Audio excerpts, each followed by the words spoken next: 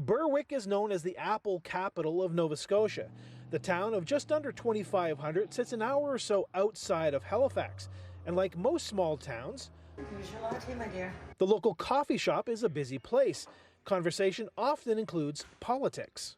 They talk about how the government spends their money, things that they don't like. With a deficit well in excess of $1 billion, the Tim Houston government says it is focused on what it calls core services, like health and education. While not every cut will hit Berwick directly, many folks here feel chopping $130 million from programs is short-sighted.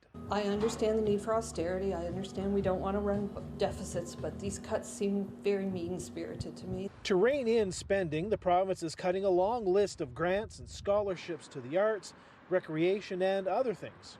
I'm a retired educator, so I really deplore the cuts to the African Nova Scotia assistance for students. That really affects me, as well as any cuts that affect Mi'kmaq students. The cutting of the caregiver's benefit is another sore point for some.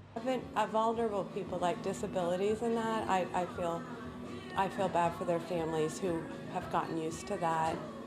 It must be very difficult. Kind of an herbal tea. Janice Foote says she knew something was brewing when the province took away the tolls on the Halifax bridges and reduced the HST. We wondered what it was going to give, because you can't just cut things like that and then expect the money to miraculously appear.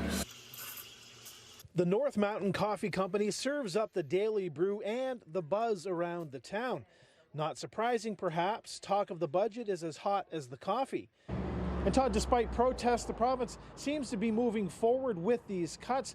As we know, the budget has yet to be approved, but people here in Berwick say with Tim Houston owning a majority government, that's really just a formality.